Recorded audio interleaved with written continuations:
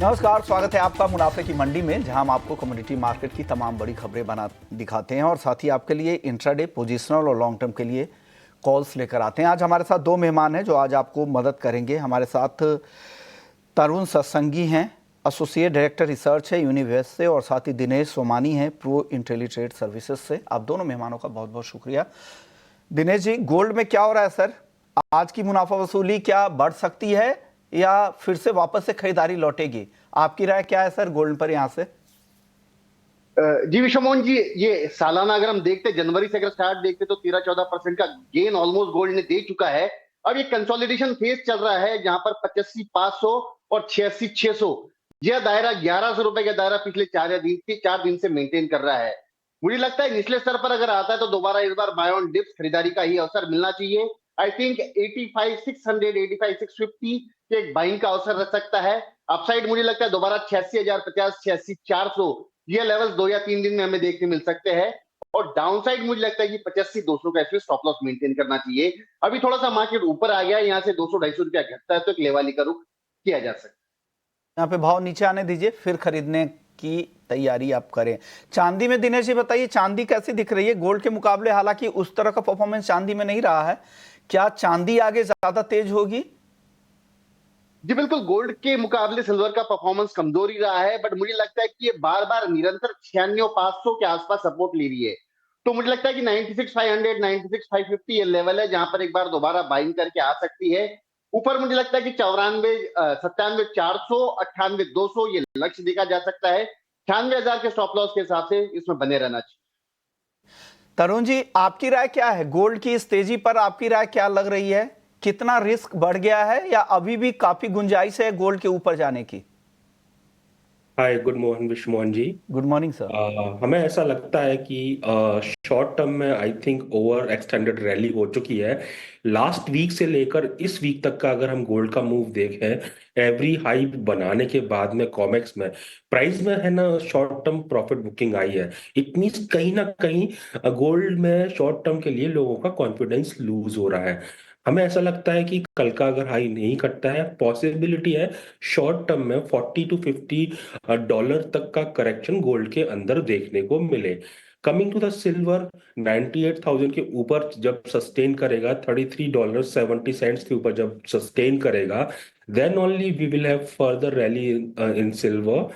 Otherwise मुझे ऐसा लगता है it is poised for a short term correction, probably towards 95,500 to 93,000 on downside. चलिए, आपको लग रहा है कि यहाँ से करेक्शन की संभावना ज़्यादा आपको दिख रही है। चांदी नीचे की तरफ आपको लग रहा है ये फिसल कर 95,500 तक अभी जल्द आ सकती है। आपको क्या लग रहा है क्रूड में तरुण जी? क्रूड की चाल हालांकि आज रेंज में है, आगे किस तरह से फंडामेंटल्स बदलेंगे क्रूड के और किस तरह का ट्रेड करना चाहिए यहाँ से?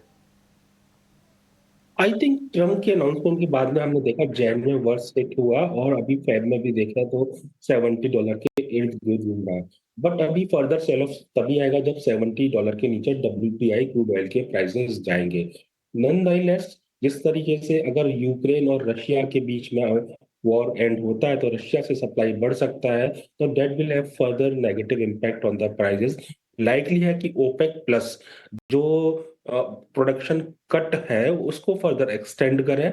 तो मार्केट में मिक्स्ड सेट ऑफ न्यूज है, बट हमें ऐसा लगता है जब तक $74 के ऊपर नहीं जाएगा, it is likely to remain in 70 से $73.50। और मुझे लगता है कि आज के सेशन में ऑयल के अंदर करेक्शन आ सकता है 50 से 100 रुपए का। से 100 रुपए का करेक्शन यहाँ से आपको दिख रहा है कच्चे तेल में। आपको क्या लग रहा है कच्चे तेल में दिनेश जी? बिल्कुल विश्वमोहन जी, लगभग सेम रही है। 6305, 6310 के आसपास सेंसेक्स में यहाँ पर शॉर्ट किया जा सकता है। 6240, 6230 का डाउनसाइड इसमें पोटेंशियल मुझे नजर आता है। 5356 का स्टॉप लॉस मेंटेन करना चाहिए, 6356 का स्टॉप लॉस मेंटेन। क्रूड पर दोनों एक्सपर्ट्स की राय सेम है। नेचुरल गैस आज काफी तेज नजर आ रहा है दिनेश जी, 4% से ज्यादा की मजबूती है, 365 के करीब है एमसीएक्स पर भाव। क्या करना चाहिए? इस तेजी के साथ जाए आज के ट्रेड में? जी बिल्कुल, मोमेंटम काफी ज्यादा स्ट्रांग है इसमें। 355 के ऊपर ये निरंतर सस्टेन कर रहा है और मुझे लगता है ये मोमेंटम आज के लिए और भी बरकरार रह सकता है। आई थिंक 359, 360 यह दायरा मुझे लगता है कि एक बाइंग का अवसर रह सकता है। यहाँ से थोड़ा घटता है तो अवसर बाइंग का करना चाहिए। ऊपर में 385 का लेवल इसमें नजर आता है, 348 के स्टॉप लॉस से बाइंग में बने रहना चाहिए। चलिए, तो ये नेचुरल गैस पर आप क्या कहेंगे तरुण जी, आपकी राय? आई थिंक इस समय नेचुरल गैस में बाइंग अवॉइड करना चाहिए, नो डाउट।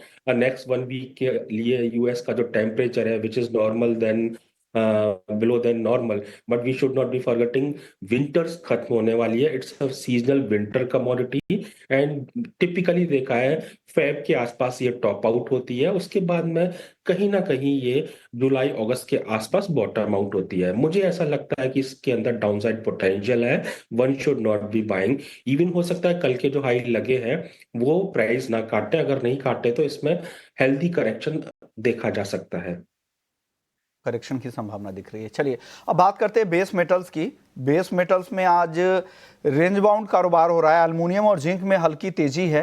कॉपर पर दबाव है 0.25% का, 868 रुपए के नीचे कॉपर है। एल्युमिनियम 265 के ऊपर और जिंक है 272 के ऊपर। दिनेश जी, बेस मेटल्स में आज आपकी राय क्या है? यहां से टॉप पिक क्या होगी?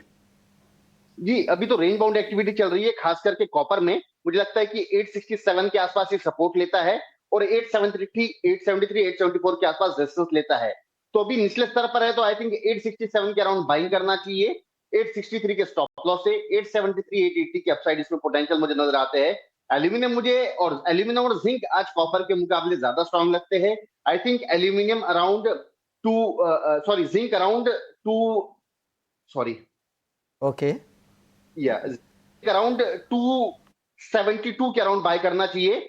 274.80 के टारगेट के हिसाब से और 270 का स्टॉप लॉस मेंटेन करना चाहिए। और एल्यूमिनियम मुझे लगता है कि 265 के अराउंड बाइंग करके 268-80 का लक्ष्य और डाउनसाइड 263 का स्टॉप लॉस मेंटेन करना चाहिए। ओके, तो यहाँ पर कॉपर, जिंक और एल्युमिनियम तीनों खरीदने की सलाह यहाँ पर आ रही है। एल्युमिनियम का जो टारगेट है वो है 268 रुपये 50 पैसे का। एसएल है यहाँ पे 263 रुपये 80 पैसे का। 265 रुपये 20 पैसे पे खरीदने की सलाह है। कॉपर 867 से 867 रुपये 30 पैसे पे खरीदे। 873 से 880 तक जा सकता है। यहाँ पर स्टॉप लॉस आपको 863 का लगाना है और 270 के एसएल के साथ जिंक खरीदने की सलाह यहाँ पर आ रही है। दिनेश जी की राय आप बताइए, आपकी टॉपिक क्या है तरुण जी बेस मेटल्स में? जैसा कि विश्वमोहन जी आपको पता है मैं शॉर्ट टर्म प्ले नहीं करता हूँ, टिपिकली मेरे पोजिशनल व्यू होते हैं। एल्यूमिनियम जिंक अभी भी बाय है, बट आई थिंक वेट करना चाहिए करेक्शन का। 4-5 रुपए अगर एल्यूमिनियम करेक्ट होता है 266 268 के आसपास जिंक आता है, वो लेवल अच्छे होंगे बाइंग के लिए। कॉपर ऑलरेडी 790 से लेकर अभी 880 तक का हाई मार चुका है। मुझे ऐसा लगता है मार्च जो फ्यूचर है जब तक 882 के ऊपर क्लोज नहीं देगा, it has short term downside risk. I am not denying कि बेस मेटल्स के लिए ये साल अच्छा है अभी तक और रहेगा आगे चल के भी, बट ऐसा लगता है ओवर एक्सटेंडेड रैली है। मैं एक्चुअली 873 पर मार्च कॉन्ट्रैक्ट को शॉर्ट करना प्रेफर करूंगा। स्टॉप लॉस रहेगा 881.50 का। मुझे ऐसा लगता है कपल ऑफ डेज के अंदर 862 एंड थोड़ा सा अगर ब्रॉडर व्यू लगे तो 850 से 45 के भी प्राइस आ सकते हैं। तो चलिए, ये व्यू आ गया। अब बात कर लेते हैं एग्री मार्केट की। मसालों पर सबसे पहले राय लेते हैं। एग्री मार्केट में जीरे का हाल जानते हैं। जीरा करीब करीब 21,200 के आसपास है। आज के सत्र में दायरे में ही कारोबार हो रहा है। कल के सत्र में आखिरी घंटे में हमने देखा थोड़ी खरीदारी लौटी थी, लेकिन कहा जा रहा है कि इंटरनेशनल मार्केट में उस तरह की डिमांड नहीं है। जो वहाँ की इंपोर्टर्स है, बायर्स है, वो चाहते हैं कि भाव और नीचे मिले और वो इसकी डिमांड भी कर रहे हैं और इसका इंतजार भी कर रहे हैं। सेंटीमेंट क्या कह रहा है जीरे को लेकर? आपकी राय जीरे पर क्या है Tarun ji? I think whole year इस कमोडिटी ने परफॉर्म नहीं किया। It's in no means Iceland. हमें ऐसा लगता है अभी नया क्रॉप आएगा, इसके अंदर फर्दर करेक्शन देखने को मिलेगा। प्रॉब्ली हो सकता है कि 18,000 से लेकर 16,500 तक के प्राइस देखने को मिले during the peak arrival season. तो मुझे लगता है कि one should not be going for buying और bottom fishing in this commodity. ना करने की चलो, आपकी राय क्या है दिनेश जी? जी बिल्कुल, 3 से 4 दिन पहले 20,000 का लेवल इसने तोड़ा था। 20,000 का लेवल तोड़ कर ऊपर पे 22,600 के लेवल इसने बनाए हैं। एक करेक्टिव फेज में चल रहा है। मुझे लगता है कि 20,800, 21,000 का लेवल है, यहाँ पर खरीदारी बिल्कुल लौट कर आ सकती है। नो डाउट फसल बहुत अच्छी है, मौसम अनुकूल है, कैरी फॉरवर्ड स्टॉक ज्यादा है, लेकिन पाइपलाइन भी बिल्कुल खाली है। जैसे ही जीरा न्यू अराइवल्स आएगा सबको परचेज करना है और सबको निचले स्तर पे लेना है, जो कि मुझे नहीं लगता है कि इनसे ज्यादा नीचे स्तर पे जाने की कोई संभावना भी नजर आती है। तो 20,800 21,000 के आसपास बाइंग की जा सकती है। 21,800 22,400 के दोबारा लेवल हमें अपसाइड देखने मिल सकते हैं और 20,450 का स्टॉप लॉस मेंटेन किया जा सकता है। ने हल्दी पे राय दी है, आपने हल्दी पे कॉल भेजा है। दिनेश जी, क्या लग रहा है हल्दी में आगे क्या होगा? अब 500 रुपए का दायरा ही दिख रहा है, बहुत ज्यादा यहाँ पे एक्टिविटीज अभी नहीं दिख रही है। रमजान की डिमांड की रिपोर्ट अच्छी आ रही है कि वो डिमांड से सपोर्ट कुछ मिलेगा, लेकिन अराइवल्स का भी प्रेशर होगा। आगे की चाल हल्दी की कैसी दिख रही है आपको सर? जी विशमोहन जी, बिल्कुल पीक अराइवल सीजन से 16,000 बोरी के अराइवल्स आज भी निजामाबाद में है और वहां पर बिल्कुल निरंतर आवक बढ़ते ही जा रही है। साथ ही साथ सांगली, मराठवाड़ा एरिया से भी जगह अराइवल्स बढ़ रही है, लेकिन लेवाल भी सामने खड़े हैं। तो मुझे लगता है कहीं ना कहीं यहाँ पर ये बेस लेवल मेंटेन करेगा। 13,000 13,020 के आसपास मुझे लगता है दोबारा आज इंट्राडे में खरीदारी लौट कर आ सकती है। 13,450 अपसाइड मुझे इसमें एक शॉर्ट टर्म में नजर आता है। 12,780 का स्टॉप लॉस मेंटेन किया जा सकता है। अगर मैं ब्रॉडर पिक्चर कहूं तो मुझे लगता है कि 12,300 12,400 ये बेस निरंतर बना रहा है और ये बेस मुझे लगता है आने वाले समय में भी मेंटेन करेगा। अनलेस एंड अनटिल 13,800 के ऊपर ये चलता है, नई चाल उसके आगे ही संभव है। आपकी राय क्या है हल्दी पे सर? आप क्या रीड कर रहे हैं इस मार्केट को, हल्दी के मार्केट को, Tarun ji? Having said that, मुझे ऐसा लगता है कि ये साल हल्दी के लिए अच्छा रहेगा। कैरी काफी कम है, साथ में प्रोडक्शन भी देखा जाए तो करीबन 15% कम होने की संभावना है compare to the last year. And 12,000 का काफी अच्छा बेस बना हुआ है, जो कि हमने पास्ट में भी बोला है। हमें ऐसा लगता है 12,000 जब तक ब्रेक नहीं करा, प्रॉब्ली 15,000 हायर साइड पर देखने को मिलेगा। एंड ये साल टर्मरिक के लिए भी अच्छा रहेगा, लाइक लास्ट ईयर। गेहूं पर खबर यह है कि गेहूं पर स्टॉक लिमिट में कमी कर दी गई है। ट्रेडर्स के लिए गेहूं की स्टॉक लिमिट में 75% की कटौती हुई है। पहले जो लिमिट 1,000 टन थी उसे घटाकर 250 टन कर दिया गया है और रिटेलर्स और बिग चेन रिटेलर्स के लिए लिमिट 20% घटाई गई है। रिटेलर्स के लिए अब ये 5 टन की बजाय ये लिमिट घटकर अब 4 टन कर दी गई है। नई लिमिट 31 मार्च 2025 तक जारी रहेगी और ये इसलिए किया गया है कि हाल के ई ऑक्शन में गेहूं के दाम में जिस तरह की तेजी आई थी, बिडर्स की तरफ से जिस तरह की बोली लगी थी, 3160 रुपए तक की भी हाईएस्ट बोली यूपी में हमने देखा था एफसीआई के ई ऑक्शन में। उसका ये खामियाजा, ये असर देखने को साफ तौर पे मिल रहा है और 15 दिनों में ट्रेडर्स को लिमिट से ज़्यादा स्टॉक कम करना होगा। अगर नियम की अनदेखी करते हैं तो एसेंशियल कमोडिटीज़ एक्ट के तहत उन ट्रेडर्स पे, उन स्टॉकिस्ट पे कार्रवाई भी की जाएगी। इसी पे बातचीत करने के लिए हमारे साथ देवेंद्र वोरा हैं, कारोबारी हैं, एपीएमसी वाशी में बैठते हैं। शुक्रिया देवेंद्र जी, आपने वक्त निकाला। सर, इस खबर को आप कैसे देख रहे हैं? क्या सरकार को चिंता है गेहूं को लेकर, गेहूं की यील्ड को लेकर चिंता है? और जिस तरह से दाम बढ़ते जा रहे हैं, रिकॉर्ड के करीब भाव है, उससे लग रहा है कि इस बार भी उत्पादन कम रहने वाला है। एफसीआई की जो खरीद होगी वो उनके लक्ष्य से फिर से कम रहने वाला है। जी, ऐसा है कि 2007 के बाद सबसे कम स्टॉक अभी फूड कॉर्पोरेशन ऑफ इंडिया यानी भारत सरकार के पास है। वो एक सबसे बड़ा सब्जेक्ट था उनके लिए। और दूसरी बात ऐसी है कि ऑल टाइम हाई कल कोटा और दिल्ली दोनों मंडियों में सबसे ऊपर दामों में जो है माल बिका है। और सौराष्ट्र और मध्य प्रदेश में जो नया गेहूं आया है वो भी काफी अच्छे भावों में बिक रहा है और उसकी जो क्वालिटी है वो इतनी बेहतरीन है कि नए गेहूं में ही इतना लोगों का इंटरेस्ट बढ़ गया कि वो उसका व्यापार स्टार्ट हो गया। अभी मध्य प्रदेश और राजस्थान के जो मुख्यमंत्री है उन्होंने 2600 रुपये में भी सरकार गेहूं लेगी और एक्स्ट्रा बोनस देगी, ऐसा डिक्लेरेशन पब्लिक मीटिंग में किया है। तो सरकार कहीं ना कहीं, मुझे ऐसा लग रहा है कि उनको प्रोक्योरमेंट में भी दिक्कत आ सकती है, ऐसा उनको दिख रहा है। और सेकंड थिंग, जो क्लाइमेट का जो चेंज है वो पिछले 2 साल से हम लोग देख रहे हैं, शायद तीसरा साल है कि सरकार उसमें कोई एहतियात बरतते हुए देख रही है कि कोई ज्यादा गर्मी बढ़ गई या कोई यील्ड में कोई तकलीफ हुई या प्रोडक्शन कम आया तो क्या करना। इस हिसाब से एज ए प्रिकॉशन ये पहले से ही सब कंपनियां और ट्रेडरों के ऊपर एक नकेल कसने का जो काम है वो सरकार ने ऐसा किया है। और ये बहुत पुराना हथियार है और सीजन में हम लोग ने पहली बार 77 साल में देखा है कि सरकार गेहूं के रिस्ट्रिक्शन जो स्टॉक के या और कोई जो रिस्ट्रिक्शन होते हैं वो दूर करने की बजाय सरकार यही टाइम में, सीजन के टाइम में रिस्ट्रिक्शन डाल रही है। उसका मतलब ये है कि सरकार को अपना भंडार भी भरना है ताकि जो फ्री राशन जो 80 करोड़ लोगों को दे रही है उसकी पूर्ति उसी में से की जाए, ऐसा मैं समझता हूँ। जिस तरह से कह रहे हैं कि दाम लगातार रिकॉर्ड के आसपास बने हुए हैं, लगातार तेजी भी दिख रही है, हालांकि कुछ चुनिंदा मंडियों में नई आवक भी शुरू होगी, लेकिन उसके दाम भी काफी ज्यादा है। 3300 रुपए के ऊपर के दाम मिल रहे हैं। एमपी के कुछ मंडियों की रिपोर्ट कल कुछ कारोबारी बता रहे थे, और यही वजह है कि सरकार को इस तरह की सख्ती बरतनी हो रही है। क्या देवेंद्र जी, अब एक सवाल मेरा ये होगा, क्या पॉलिसी में बदलाव करने की जरूरत है? आपको लग रहा है कि इस बार सरकार को इंपोर्ट करना ही पड़ेगा?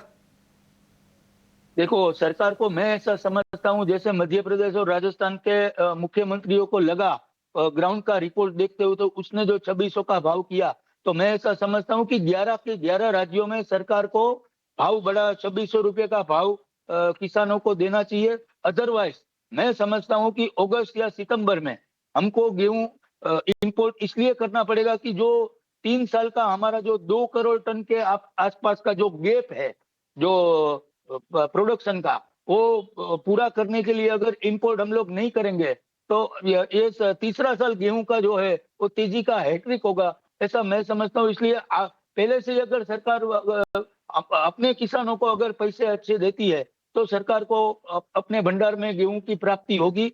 अदरवाइज मैं समझता हूँ कि इंपोर्ट कंपलसरी हो जाएगा प्राइस को कंट्रोल करने के लिए। जी, आपसे भी, आप भी पिछले 2-3 सालों से एग्री मार्केट को काफी क्लोजली ट्रैक कर रहे हैं। गेहूं के लेकर आपको क्या लग रहा है, पॉलिसी में बदलाव करने की जरूरत है क्या तरुण जी? और हालांकि अभी हार्वेस्टिंग का टाइम शुरू होने वाला है, शुरू भी हो गया है, कई सारी मंडियों में नए माल भी आने शुरू हो गए, आगे और तेजी से बढ़ेंगे। ऐसे में आपको क्या लग रहा है, अभी फिलहाल सही समय नहीं होगा इंपोर्ट पे कुछ फैसला का? और सरकार अगर फैसले लेने भी होंगी तो मुझे लगता है जून के बाद ही लेगी। या राइटली सेड, अभी too early to take a call. See, temperature warm हुआ, उसकी वजह से प्रिकॉशनरी मेजर्स लिए गए हैं, क्योंकि हमने 2022 और उसके बाद में भी 1-2 साल में देखा था, because of higher temperature crop कम हुआ था। तो I think it is wise decision. Simultaneously we should not be forgetting, आज से 5 साल पहले टिपिकली गेहूं 1200 से 2000 के बीच में रहता था, लीन सीजन में 2000 और पीक सीजन में 1200-1400। अभी क्या है, वो चेंज हो गया ट्रेजेक्टरी। अभी लीन सीजन में 3000 के ऊपर जाता है, और पीक सीजन जो होता है अराइवल का, वहां 2200-2300 का भाव आता है। I think we have to live with this fact कि अभी जो गेहूं का बेस है वो 2000 के नीचे नहीं जाएगा, और लीन सीजन में वो 3000 के ऊपर आएगा ही आएगा, क्योंकि इसेंशियल कमोडिटीज है, तो स्टेप्स लेने, मेजर्स लेने बनते हैं। अभी मुझे नहीं लगता कि ऐसा कि इंपोर्ट का कुछ रुझान है। वो डिपेंड करेगा एग्जैक्टली क्रॉप के नंबर्स कैसे आते हैं, which is now too early to take a call. बिल्कुल सही बात है, अभी जल्दबाजी होगी क्योंकि अभी हार्वेस्टिंग का टाइम भी शुरू हो रहा है। ऐसे में किसानों को भी चिंता बढ़ जाएगी। अगर अभी से इंपोर्ट अगर शुरू हो जाए तो सरकार देखेगी किस तरह के स्टॉक है, खरीदारी में कितनी कमी रह गई, उसके बाद सरकार उस पर फैसला लेगी। चलिए आगे बढ़ते हैं। शुक्रिया देवेंद्र जी, आपने वक्त निकाला और एक अहम कमोडिटी पे अपनी राय रखी। ग्वार की बात कर लेते हैं। आपकी ग्वार पे कॉल भी है दिनेश जी। ग्वार में आज तो तेजी दिख रही है, लेकिन कुल मिलाकर दायरे में ही घूम रहा है काफी लंबे समय से। क्या होगा सर ग्वार का? जी विश्वमोहन जी, जैसे हमने निरंतर बात की, एक रेंज बाउंड एक्टिविटी है। डाउन साइड 5280-5300 के आसपास आता है, अपसाइड 5400-5420 जाता है। मुझे लगता है ये दायरा आज भी मेंटेन ही करेगा। ये डाउन साइड ये 5300 के आसपास है, या खरीदारी के साथ की जा सकती है शॉर्ट टर्म ट्रेडिंग के हिसाब से। 5365 के अपसाइड पोटेंशियल मुझे नजर आते हैं, और 5270 की स्टॉप लॉस मेंटेन की जा सकती है। आपको लगता है कि ग्वार खरीदना चाहिए 5365 के टारगेट के लिए? यहां से थोड़ी तेजी बढ़ती आपको दिख रही, ज्यादा नहीं, रेंज में ही है, तो रेंज में ही आपको प्ले करना है, ट्रेड के लिए रणनीति है। आप बताइए ग्वार पर आपकी राय क्या है Tarun ji? I think peak arrival का हैंगओवर इज ओवर नाउ। मुझे लगता है 5000 के नीचे नहीं जाएगा। 5300 या उसके नीचे प्राइस मिलते हैं तो हमारे लिए अच्छे प्राइस होंगे। मुझे ऐसा लगता है जून जुलाई तक 5800 से 6000 के भाव देखने को मिलेंगे। धनिया की बात कर लेते हैं। धनिया बिल्कुल सुस्त दिख रहा है, आज 8280 पे है। क्या लग रहा है धनिया में क्या करे आज में सर दिनेश जी? जी बिल्कुल, निचले स्तर से थोड़ा बहुत इसमें रिकवरी जरूर आई है, लेकिन जो अराइवल सीजन है, मुझे लगता है अराइवल सीजन के सामने कोई बहुत बड़ी तेजी अभी हाल फिलहाल तो मुझे नहीं लगती है। लेकिन 8220 के आसपास धनिया बाय किया जा सकता है। 8380 का टारगेट और 81 का इसमें स्टॉप लॉस मेंटेन किया जा सकता है, 8100 का स्टॉप लॉस। कैस्टर पे ले लेते हैं। कैस्टर मार्च वायदा 6330, आज आधे % की तेजी है। रिपोर्ट थी सॉल्वेंट एक्सट्रैक्टर एसोसिएशन की कि 8% कम उत्पादन रहेगा, लेकिन भाव में उस तरह का एक्शन दिख नहीं रहा है। क्या डिमांड कमजोर है क्या, और आगे क्या होगा दिनेश जी कैस्टर में? जी बिल्कुल, डिमांड थोड़ी सी कमजोर है ही है यहाँ पर, और मुझे लगता है कि ये भी एक रेंज बाउंड एक्टिविटी में ही ट्रेड करती नजर आती है। डाउनसाइड मुझे लगता है कि 6220 की, अपसाइड मुझे लगता है कि 6410। यह दायरा मुझे लगता है मेंटेन करेगा। अगर 6410 के आसपास जाता है तो फिर बिकवाली दोबारा निकल कर आएगी और इसको 6300 के अंदर ये दोबारा लेकर आ सकती है। ओके, तो आपको लग रहा है 100-150 रुपए का ही दायरा रहेगा, उसी रेंज में प्ले करना है अगर किसी को ट्रेड करने हैं इस काउंटर में। तो शुक्रिया दिनेश जी आपका, तरुण जी आपका, आप लोगों ने वक्त निकाला हमारे दर्शकों को नॉन एग्री और एग्री दोनों मार्केट पर अपनी राय रखी। चलिए इस शो को यहीं समेटेंगे, लेकिन ब्रेक के